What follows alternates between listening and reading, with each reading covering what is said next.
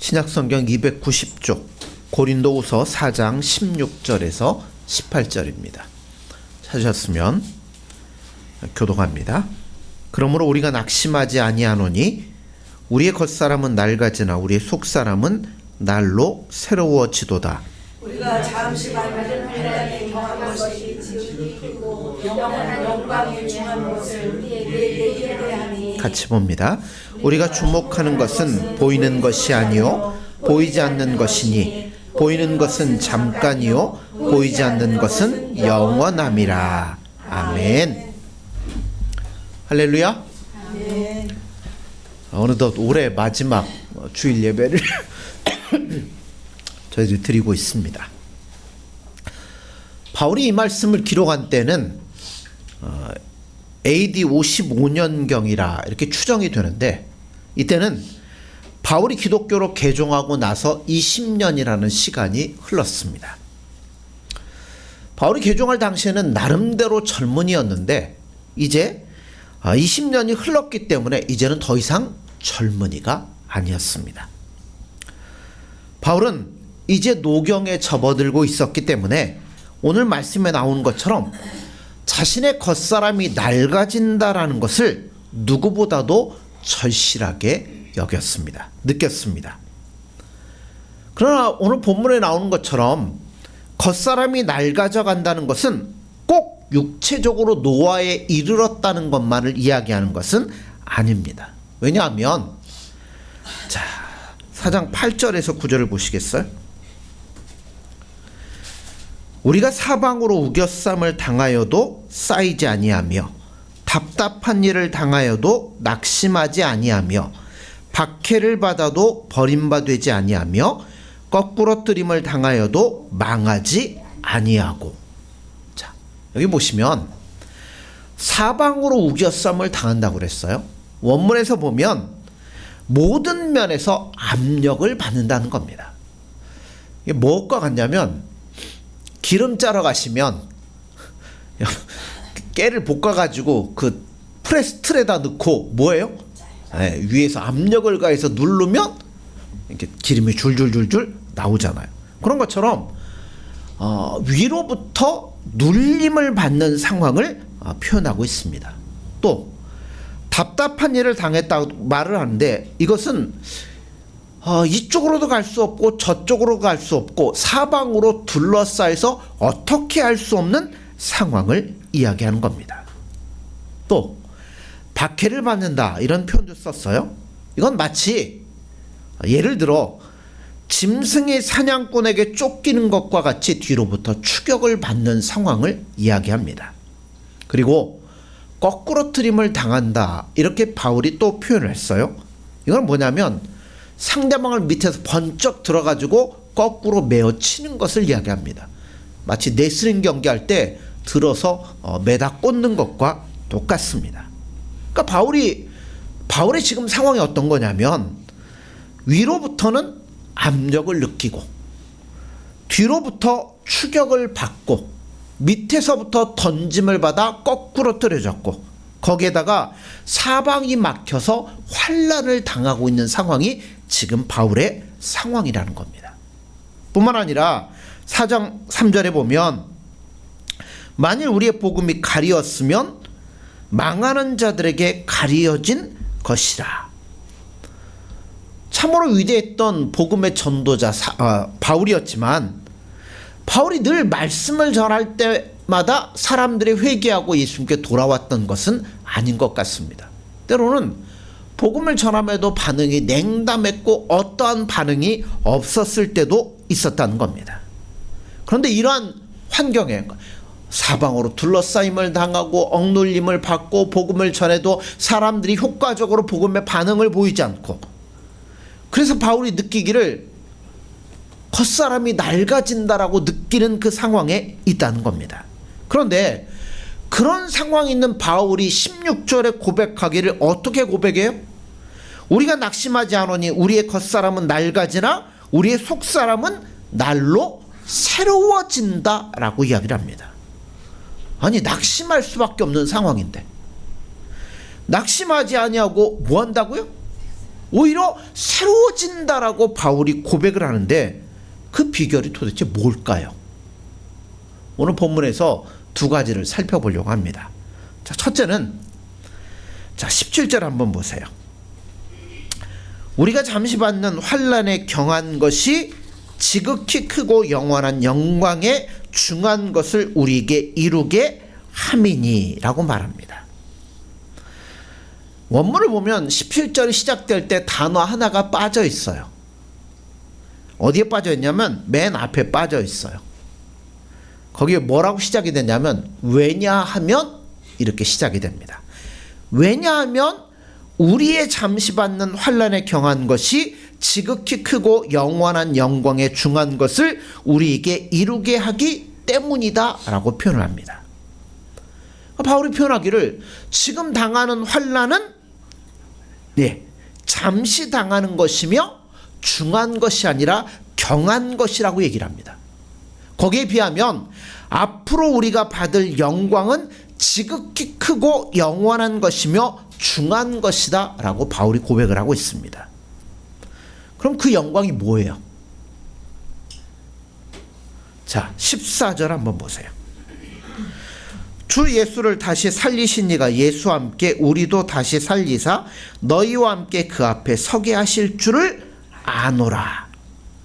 자, 예수님을 죽은 자들로부터 부활시킨 하나님께서 우리들을 앞으로 영광스러운 부활 생명에 동참하게 만드실 거라는 겁니다. 그러니까 육신은 이제 뭐 관절도 안 좋고 이제 뭐 다 안 좋았고 낡아져 가요. 그래서 언젠가는 뭐 할 거예요? 죽을 거예요. 다 썩어질 거예요. 그런데 뭘 보는 거예요? 예수님을 부활하신 하나님이 그 마지막 때에 우리를 영광스러운 몸으로 다시 회복시키실 것을 바라볼 때 바울은 이겨낼 수 있었다는 겁니다. 또한 빌립보서 3장 20절 21절에 보면 그러나 우리 시민권은 어디에 있다고요? 하늘에 있는지라 거기로부터 구원하는 자 곧 주 예수 그리스도를 기다리노니 그는 만물을 자기에게 복종하게 하실 수 있는 자의 역사로 우리의 낮은 몸을 자기 영광의 몸의 형체와 같이 변하게 하시리라 라고 말합니다. 여러분, 우리 몸은요 이거 사실 별거 아니에요. 젊을 때는 막 뛰어다녔지만 나이 드시면 이제 뭐예요? 허리도 안 좋고 무릎도 안 좋고 눈도 잘 안 보이고 하여튼 우리의 몸은 낮은 몸이에요. 언젠가는 썩어 없어질 몸입니다. 늙어가고 있는 몸입니다. 부패져가는 몸입니다. 그러나 우리 예수님 다시 오실 때 우리의 낮은 몸이 예수님의 그 영광스러운 몸의 형체와 같이 순식간에 변화될 겁니다. 어떤 몸으로요? 영광스러운 몸으로, 썩지 아니할 몸으로, 강한 몸으로, 신령한 몸으로, 하늘에 속한 몸으로 우리는 변화될 거라는 겁니다. 그러니까 이거를 바울이 뭐하고요?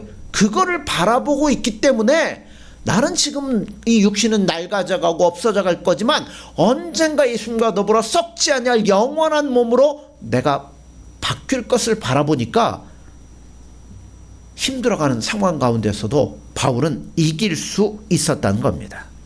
그런데 오늘 우리가 이 본문에 주목해야 될 것이 한 가지가 더 있어요. 환난에 어떤 거라고요? 경한 것이라고 합니다. 이 말 할 때 어떤 분이 이렇게 얘기할 수 있어요? 바울은 나처럼 고질적인 질병이 있어갖고 평생 안 아팠으니까 그렇게 얘기할 수도 있고요. 어떤 분은 나처럼 자녀 때문에, 바울은 결혼 안 했잖아요. 자녀 때문에 속 썩어본 적 없으니까 이런 얘기하지 않나. 또 어떤 분들은 나처럼 사업에 실패해서 고통을 겪지 않았으니까 이런 말 하지 않나 라고 말하는데요. 여러분, 아니에요. 바울은 어마어마한 어려움들을 당했습니다. 고린도후서 11장 23절 29절에 보면 바울이 당한 고난의 내용이 쭉 나와요. 바울은 여러 번 감옥에 갇혔습니다. 매를 수없이 맞았고 돌에 맞았고 또 죽을 뻔하였고 사람들로 인한 고통을 많이 겪었습니다.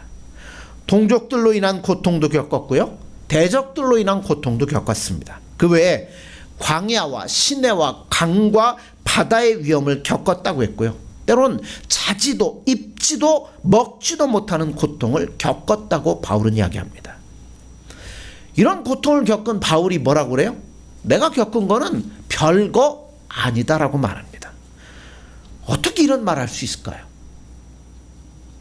그것은 앞으로 내가 얻을, 앞으로 나에게 나타날 영광과 비교할 때 아무것도 아니더라는 겁니다. 현재의 고난은 장차 우리에게 나타날 영광과 좋게 비교할 수 없도다라고 말합니다. 그런데 이런 말을 하면서 18절에 이런 말을 해요. 자, 우리가 주목하는 것은 보이는 것이 아니요 보이지 않는 것이니 보이는 것은 잠깐이요 보이지 않는 것은 영원함이라. 자, 여기서 주목한다라는 것은 그 목표를 향하여 가치관을 가지고 바라보는 것을 이야기합니다. 바울은 지금 목표를 응시하고 있는데 그거는 눈에 보이는 게 아니라 보이지 않는 것을 바울은 바라보고 있다는 겁니다.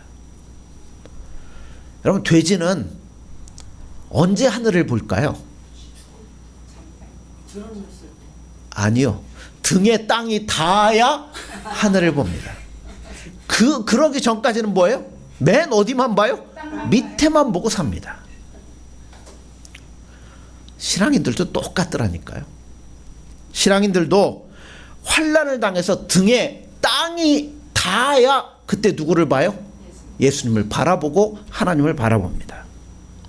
그렇지 않으면 항상 뭐만 봐요? 땅만 바라봅니다. 땅에서 당하는 시련과 고통만 바라봅니다. 아니면 이 지상의 행복과 조건들만을 똑같이 바라보고 있다는 겁니다. 여러분, 우리는 이 보이는 것에 우리의 가치관을 두어서는 안 됩니다. 영원한 가치관은 여러분 절대 거기에 둘 수 없습니다. 보이는 것은 잠깐이에요. 하나님으로부터 우리가 어떤 축복들, 은혜들을 받으면 거기에 대해서 감사하십시오. 그리고 거기에서 눈을 돌려서 누구를 봐야 돼요? 예수님을 바라보셔야 돼요. 혹여나 그런 것들이 없으면 누구 안에서 찾아야 돼요? 예수님 안에서 여러분의 은혜를 보시고 그 주실 은혜를 소망하며 찾으셔야 된다는 겁니다. 보이는 것은 잠깐 지나가는 것과 같습니다. 그림자하고 같아요. 꽃 아무리 화려하고 이뻐도 잘라서 꽃병에 넣어놓으면 얼마나 가요? 그죠? 잘 가면 일주일, 뭐 더 가면 2주도 가는데 가면 시들어버리고 마는 겁니다. 일시적인 거예요. 땅 위에 보이는 것은 다 그와 같습니다. 그러므로 우리는 보이는 것에 우리 영원한 가치를 두고 그것을 응시하시면 절대로 안 된다는 겁니다. 우리 눈에는 보이지 않지만 확실한 것, 우리가 보는 것보다도 확실한 것, 지극히 큰 중한처 영광의 세계를 바라볼 줄 아셔야 된다는 겁니다. 눈에 들어오는 것 응시하지 말고 눈을 들어서 우리 눈에는 안 보이지만 우리를 위해 준비해 주신 그것들을 믿음의 눈으로 바라보시며 믿음으로 나아가셔야 돼요. 그럴 때 우리의 겉사람은 낡아질지 모르지만 그거를 바라볼 때 우리의 속사람은 날마다 새로워질 수 있다는 겁니다. 두 번째, 자 16절을 보세요. 그러므로 우리가 낙심하지 아니하노니 우리의 겉사람은 낡아지나 우리의 속사람은 날로 새로워지도다. 바울이 환난 가운데서도 오뚜기처럼 다시 일어날 수 있었던 비결이 있는데요. 그 비결이 4장 7절에 있습니다. 7절 보세요. 우리가 이 보배를 질그릇에 가졌으니 이는 심히 큰 능력은 하나님께 있고 우리에게 있지 아니함을 알게 하려 함이라 라고 말씀합니다. 세상을 살아가다 보면 불의와 적당히 타협하고 어떤 일신의 안위를 위해 살다 보면 여러분 환난이나 어려움이 없어요. 그냥 쉽게 살 수 있어요. 그러나 예수님 사랑하고 예수님 말씀대로 살아가려고 하면 어쩔 수 없이 어려움에 처할 수밖에 없다는 겁니다. 그런데 바울은 이런 고통 중에서도 이겨낼 수 있는 비결이 질그릇과 같이 나약하고 깨어지기 쉬운 자신 속에 뭐가 있다고요? 보배가 들어있기 때문이라는 겁니다. 왜 하필이면 질그릇일까요? 기왕이면 막 녹그릇 아니면 강철그릇 이런 데다가 보배를 넣어놓으면 좋을 텐데. 자, 내 속에 있는 보배는 뭐가 없어지지 않으면 나타나질 않아요? 예, 이게 깨지지 않으면 나올 수가 없어요. 여러분, 우리가 예수님하고 가장 가까워질 때가 언제예요? 어려움 당할 때, 힘들 때, 그죠? 환난을 당할 때, 고통을 당할 때 예수님 어디 계십니까 하면서 부르짖고 예수님 앞에 믿음으로 나아가잖아요. 그러니까 예수님이 우리를 연약한 질그릇과 같은 것으로 만드신 거예요. 뭐라고요? 빨리빨리 깨져가지고 예수님 앞에 나오라고. 그래야 예수님 붙들 때 예수님 우리를 통해 나타날 거 아닙니까? 근데 믿는 사람들이 예수님을 믿으면서 그 보배이신 예수님을 더 나타내고 보여주려고 하는 게 아니라 뭐예요? 어떻게 하면 이 질그릇 안 깨지게 하려고. 여러분, 질그릇, 그러니까 우리가 예수님 믿으면서 질그릇은 깨지기 쉽잖아요. 세상에서 낙심할 수 있어요. 절망할 수 있어요. 안 될 수 있어요. 근데 사람들은 예수님 믿으면서 자꾸 뭐 하려고 그래요? 세상에서 잘 되기를 원하고, 세상에서 튼튼해지기를 원하고, 그러니까 깨지기 쉬운 질그릇에 자꾸 뭘 발라가지고 막 거기를 포장하고 뭔가를 둘러싸가지고 초롱성을 만들려고 그래요. 그러면 누가 안 나타나요? 예수님이 나타날 수 없어요. 그래서 바울이 이렇게 얘기를 해요. 자, 질그릇 같은 우리 안에 뭐가 있다고요? 보배가 있습니다. 자,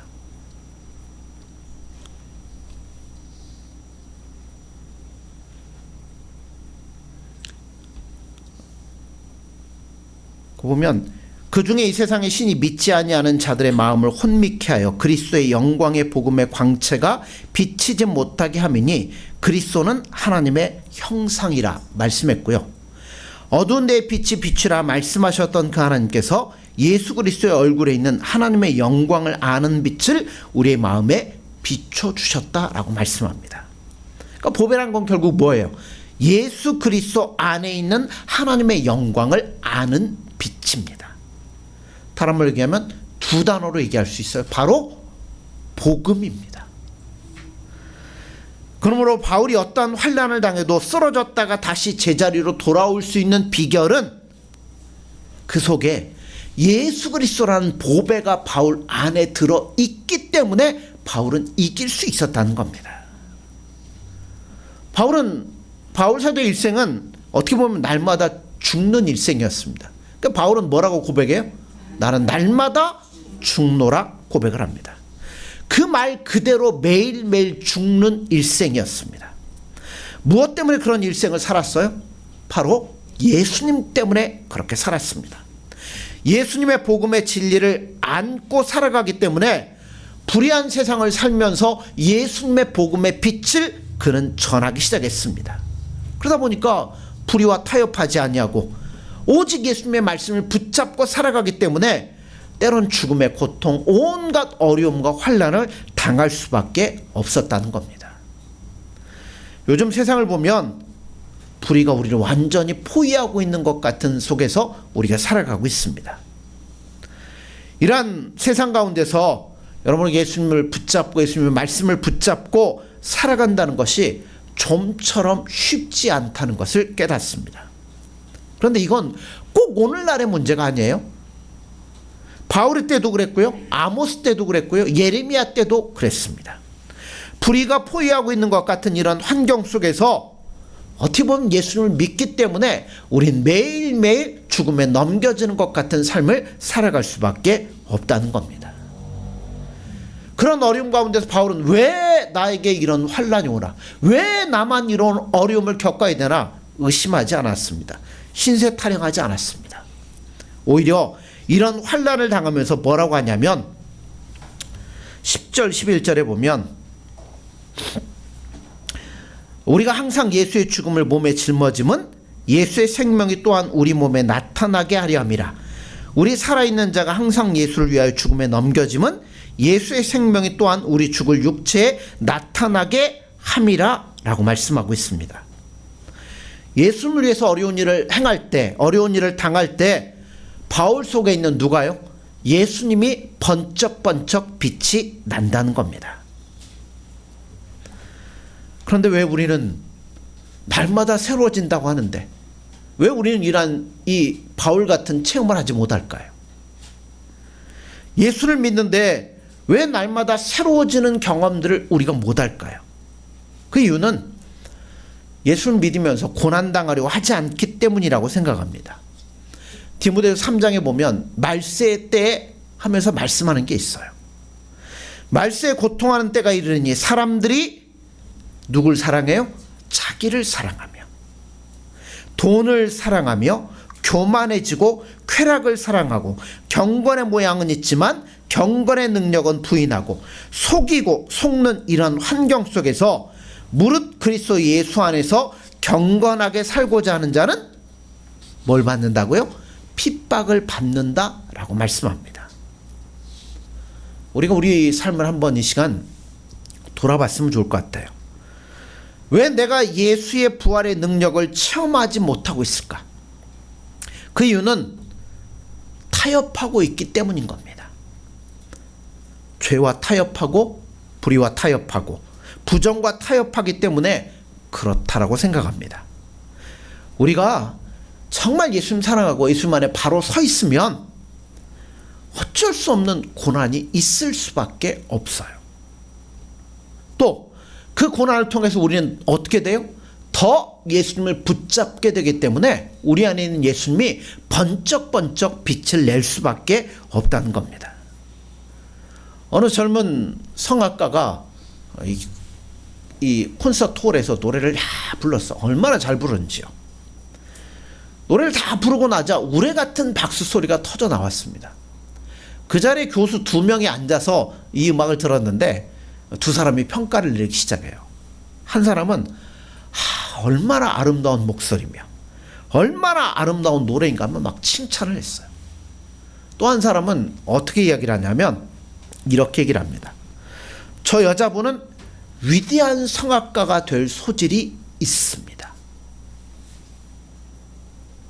만약 그녀의 가슴이 찢어지기만 한다면. 무슨 얘기냐면 노래는 잘할 수 있어요. 그냥 잘 부를 수 있죠. 그러나 이 성악가가 인생의 어떤 고통과 어려움 가운데서 이걸 경험하고 그걸 통해 인생을 깨닫기 시작하면 노래에 뭐가 담기는 거예요? 그 여인의 인생이 담겨지기 시작한다는 겁니다. 보배가 우리도 마찬가지죠. 우리가 예수님 위해서 고난을 당하고 예수님이 기뻐하는 뜻대로 살려고 살다 보면 이 보배가 빛을 발하는 삶이 될 수 있다는 겁니다. 어떤 분이 이런 글을 썼어요. 나는 쾌락이라는 여자와 한 마일을 걸었다. 그런데 그 여자는 종일 나에게 제잘제잘 되었다.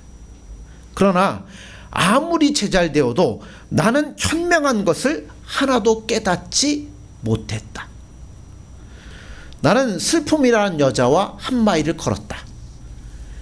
그녀는 단 한마디의 말도 하지 않았다. 그러나 동행하는 동안에 나는 인생의 많은 진리를 깨달았다. 이런 글을 쓴 분이 있습니다. 사랑하는 성도 여러분들, 우리가 예수님 사랑하면 어려움도 당하고 힘든 것도 당할 수 있습니다. 그러나 그 고난을 통해서 우리의 심령은 날마다 새로워질 겁니다. 바울이 고백한 것처럼 겉사람은 낡아질지 몰라요.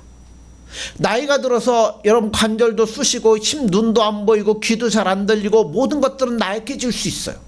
그러나 그 살아온 인생을 정말 예수님을 붙잡고 살았으면 그 속에서 우리 심령 속에 있는 예수님을 뭐예요? 더욱더 새롭게 발견하게 될 것이고 그 예수님으로 인하여 날마다 새로워지는 경험을 우리가 살아갈 수 있다는 겁니다.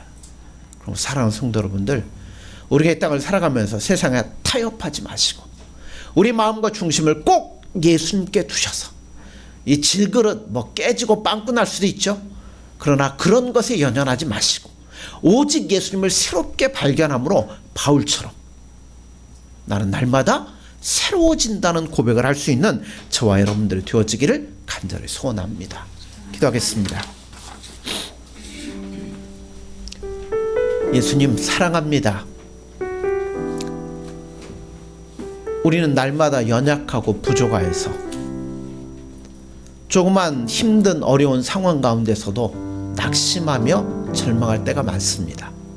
그러나 바울은 그 수많은 어려움과 환난 가운데서도 때론 나이가 들고 어려운 삶을 통하여서 육신이 낡아졌을지라도 그는 그 속에 있는 예수님을 발견함으로 날마다 새로워지는 삶을 살았다고 고백을 합니다. 예수님, 우리도 바울 같은 삶을 살기를 소원합니다.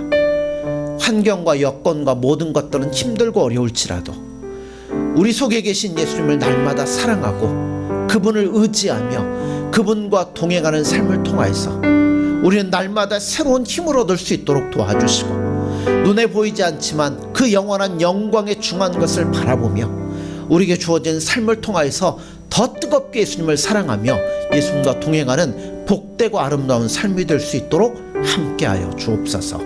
예수님의 이름으로 기도드립니다.